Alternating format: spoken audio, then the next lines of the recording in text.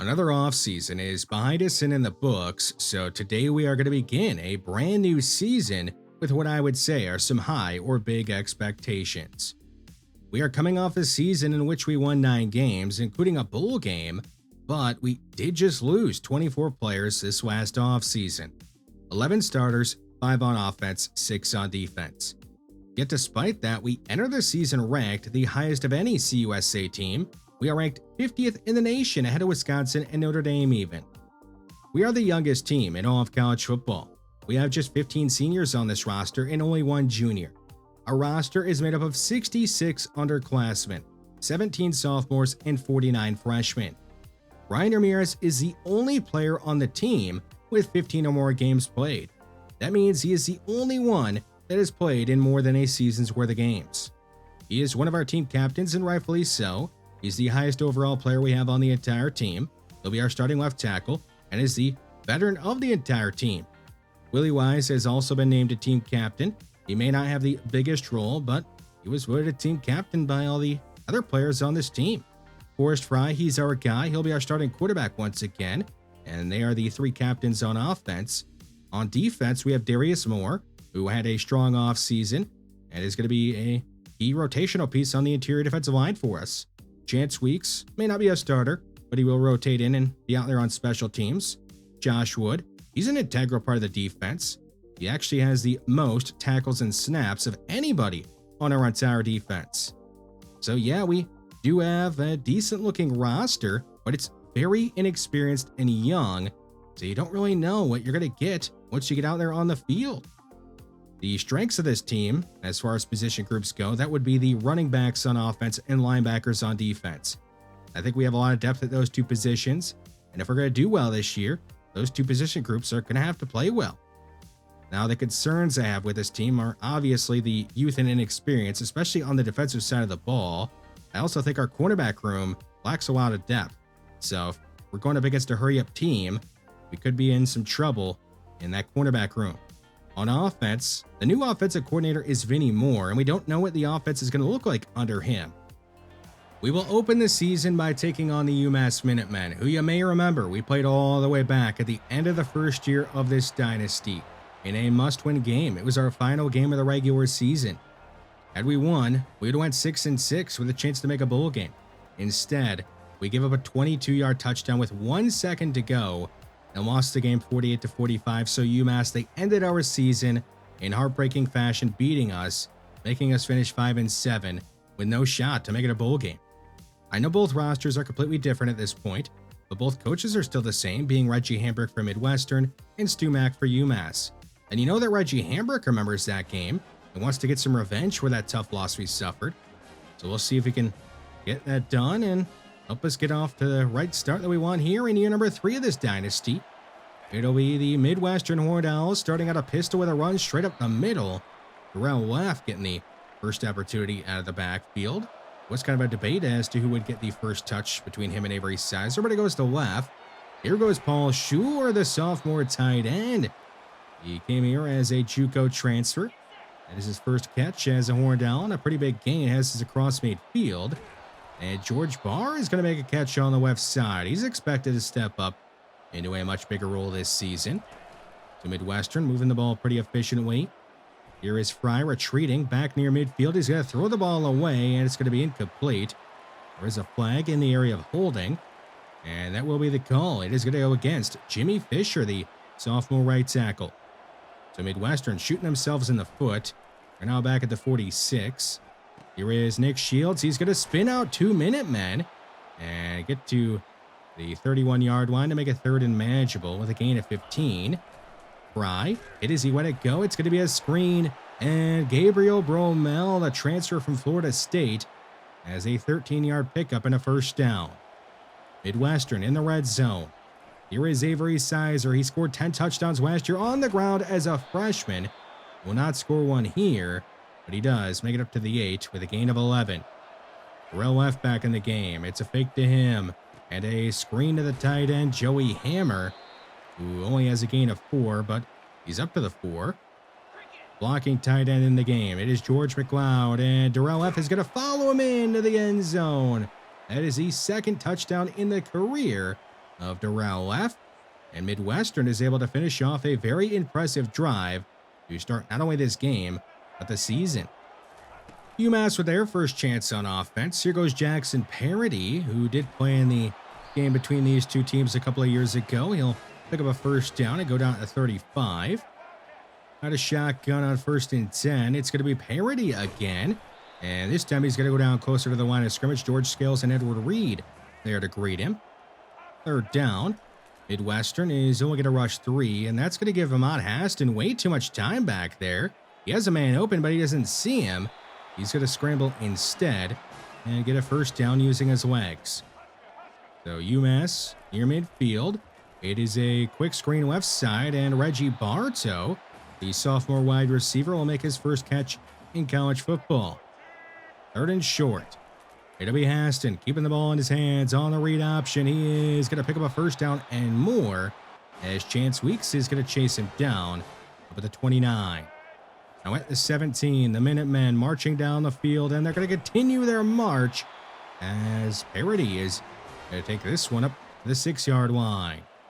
Goal to go. It'll be a quick throw right side to Moffitt, the tight end. His first catch is not going to be a touchdown, but it does make it up to the 1. Just outside the end zone, C.J. Hester diving in for the score. His 3rd touchdown of his career as the Minutemen put together an impressive drive of their own. And we're all tied up at 7. Already in the 2nd quarter, as both drives have taken a lot of time off the clock and took a long time to get down the field, but both resulted in touchdowns. We are all tied up as Nick Shields is up to the 44-yard line making that catch. Fry is going to connect with George Barr on the left side. Makes the catch in traffic and is up to midfield. 3rd down. It is going to be a throw right side to the back in Darrell left, who snuck out of the backfield. And as the first down easies across midfield. 3rd and 8. Bunch left look. Fry scanning the field. He's going to be hit as he went to go, and it's going to be incomplete. Nobody got open in time. On comes the punting unit, along with Seth Hearns, the true freshman punter out of Athens, Texas. And his first punt of his college career is a beautiful one, going out of bounds at the 6. Can't be much better than that. So the Minutemen backed up inside their own 10. They're going to try a screen, and it will not work.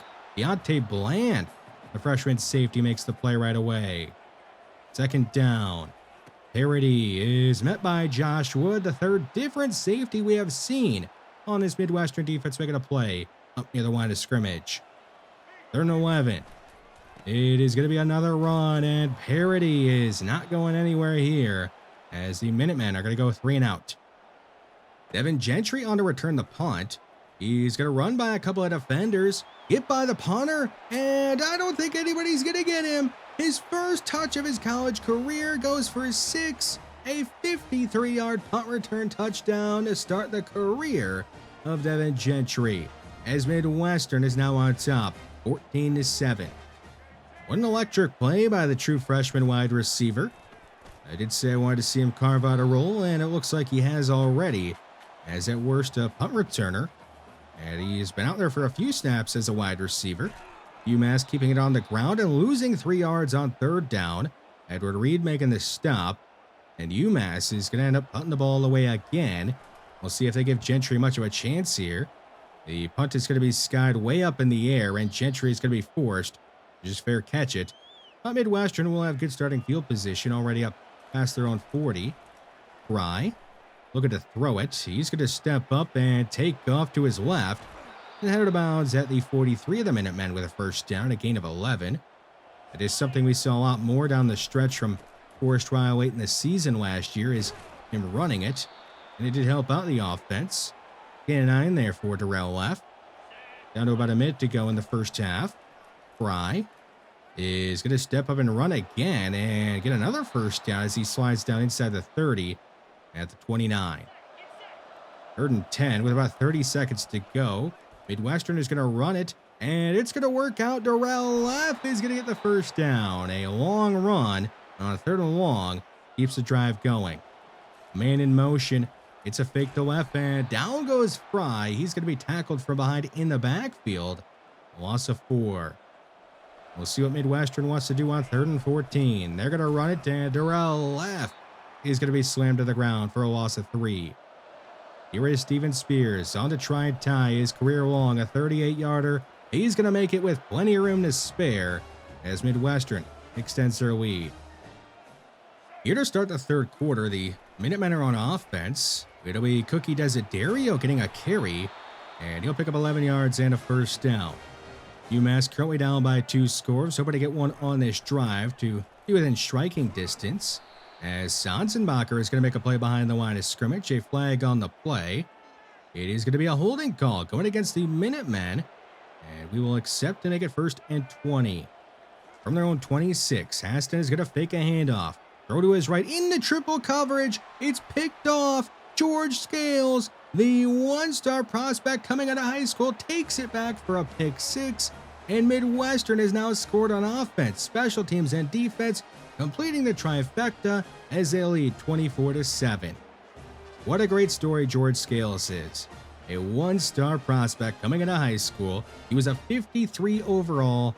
After one offseason, shot up 21 overall points. Is now a 74 overall and a starter for us, making a big play in his first start. Speaking of big plays, here is one for T.Y. Harding, the 5'9 senior wide receiver, as the Minutemen up near midfield. 3rd down. The Minutemen are going to try a screen, and it's going to be incomplete, a drop. Jackson Parody is going to make it 4th down, and UMass, they'll go for it on 4th and 4.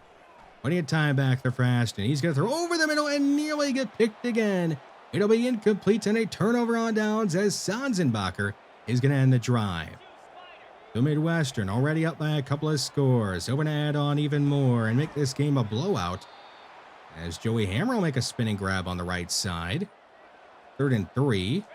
It's a run-heavy look, and it'll be Avery Sizer running it off left tackle. He'll get the first down on only his 4th run of the game. You got to figure Midwestern with the lead now is going to be running the ball more. Fry, he's going to throw it here, though. He's going to go to his right edge. Joey Hammer will hang on. Despite taking a big hit, he's going to make the catch at the 27. Fake to left. Fry, under pressure. He'll throw this one falling away. He's got a man all alone. It's Nick Shields. He's going to score a 27-yard touchdown as Forrest Fry makes a very impressive throw. Falling away back at the 40. He was able to find Shields wide open at the goal line for 6. Now in the 4th quarter, it's still 31-7. The Minutemen are not wanting to give up yet. They're going to hit a huge play up the seam. Jimmy Bartow getting the better of Lamarcus Pettigrew on that one. Just outside the red zone. It'll be Jackson Parody inside. He's got plenty of room. He is not able to get in. They're going to roll him down at the 1. Still his best run of the game so far. Full to go. Parody, right side, is met by Sanzenbacher, and they're going to mark him down at the 1. I got C.J. Hester in the game. He scored earlier. A fake to him. Haston keeping it, and he's brought down from behind by Mike Ezeki at the 1. A different running back again in the backfield. Desiderio, he'll get his turn, and he's going to go down behind the line of scrimmage. Emmanuel Blunt there to make the tackle. Well, UMass try a 4th straight run. In this goal-to-go situation, they will. Parody is unable to get in. A goal line stand by this Midwestern defense as they force another turnover on downs. You have to give a lot of credit to everybody on the defense, but the 2 players I want to shout out, that would be Enrique Roundtree and Ethan Dugan, 2 linebackers who did a great job of giving no running lanes to Parody. You got to be careful here. You don't want to take a safety. Sizer, the middle. To get a bit of room, he's going to break a couple of tackles, though, and he's behind the UMass defense. Only one man with a chance to catch him. It's Kareem. The last line of defense is not going to stop Avery Sizer. That man is going to take it 98 yards, the longest play in Midwestern history, as Midwestern adds on to make it 38-7. So this game is now out of reach, I would say, with the exclamation point put on it.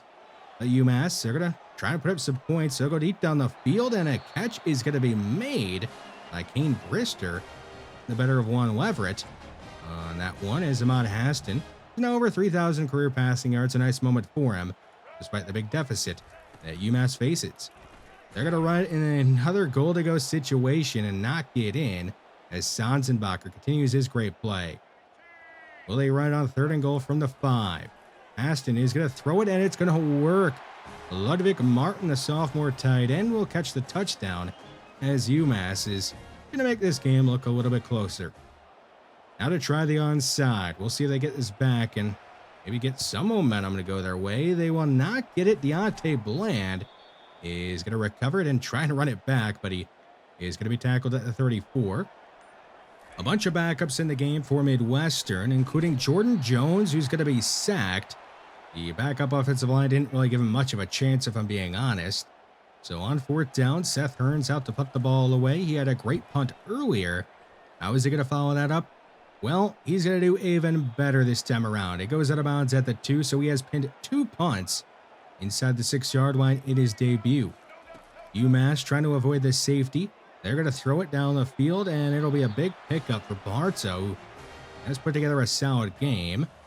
With 1:40 to go on 3rd and 1. A shot is going to be taken deep down the field, and it's going to be broken up by Lamar Taylor, who knocked the ball out at the last second. On 4th down, UMass going for it. They're going to run it, and Parody trying the right side is unable to get going. He's going to be tackled by Deontay Bland as Midwestern forces a turnover on downs. They do need a 1st down to end the game. And Jordan Jones is going to buy enough time to get the ball off to Paul Schuler, who will turn upfield and get the 1st down to end the game. So Midwestern is going to win here in week 1 over UMass by a final score of 38-14, getting revenge for the loss that we took to them all the way back in year number 1. And we do start year number 3 off the right way, I would say. The player of the game is Avery Sizer, who did have the longest play in Midwestern history in this game, that 98-yard touchdown run. But you really could have picked a bunch of different players, if we're being honest, because we did a great job in all 3 phases: offense, defense, and special teams. On special teams, we had 2 punts down inside the 6, had a punt return touchdown, recovered an onside kick, and had our kicker tie his career long with a 38-yard made field goal. The defense forced multiple turnover on downs. We had a pick 6. Didn't have any sacks. That's really the only disappointing thing I would say about the defense. Now, this wasn't like the best game we ever had on offense in this series, but we did a good job of hitting a couple of big plays. Nick Shields had the 27-yard touchdown catch, and Avery Sizer had the 98-yard touchdown run. And we played mistake-free football. That's good enough when you're getting scores on defense and special teams as well. Avery Sizer, he was the standout at running back in this one. But just because it was him this week doesn't mean that it won't be Darrell F. next week, or even Willie Wise. Now, Wise, I don't think he's going to be getting as many carries as Sizer and Leff, or as many catches. Those two are going to be the main 2 running backs that we use because they're just both more dynamic, if we're being honest, than Willie Wise. But expect to see all 3 of those guys get opportunities in the backfield. Devin Gentry, you may have really only noticed him out there as the punt returner, but he was on the field at wide receiver, I promise you. He actually had the 4th most snaps of any of our wide receivers on the team. So I was running him out there at wide receiver. He just didn't end up getting any catches. So hopefully next week we can get him his first catch and get the ball in his hands more, because he was dynamic out there as a punt returner, and I'm sure he'll be good as a pass catcher as well. Thomas Smits. Coming into this season, we talked about how the linebackers are going to be the strength of this team. And this game, I think it showed that. On that goal line stand, our linebackers were filling holes and doing great against the run. Thomas Smits had 10 tackles, Sanzenbacher, he had 8. And those are the main 2 linebackers that we're going to see out on the field. But Enrique Roundtree and, of course, Ethan Dugan, those 2 are going to be out there a lot. Chance Weeks will have some opportunities. Linebacker, position we're really deep at. George Skills, we talked about how the story for him is so good. A 1-star prospect that had a massive offseason. And I just love to see him getting a pick 6 in his first start.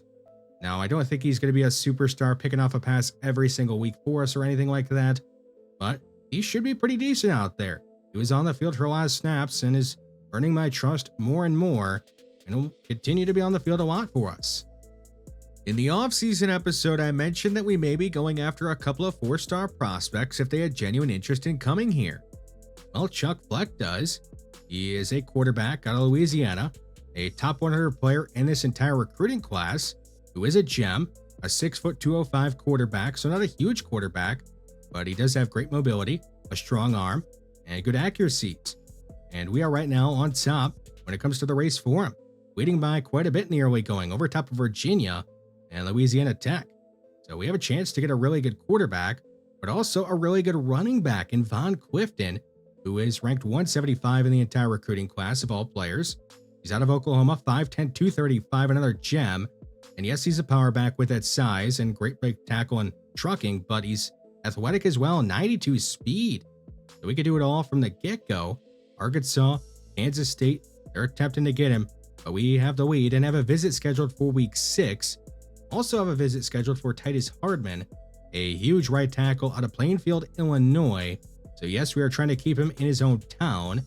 A 6'8", 330-pound tackle who has 91 strength, good mobility, is an amazing power blocker and run blocker right away. Michigan, Iowa State, Texas State going after him, but we have the lead in the early going and a visit scheduled for week 6. On defense, there are 2 4-star players that we are going after. Cortland Rahman is one of them, a big defensive tackle out of North Carolina, another top 100 player in this entire recruiting class. 6'2", 330 with good strength, good play recognition, awareness, and we have a pretty big lead for him. Virginia, App State, Liberty, North Carolina, Louisville, attempting to go after him, but we have a pretty big lead at the moment. Santiago Martiano, an edge rusher out of Florida, 6'1", 257, not a gem, but he does have good finesse moves, 86 already, good speed. Does have some things he actually needs to work on, the awareness of play rec. I would love to see those be better. We have the lead, a pretty sizable one over UCF, App State, and Liberty.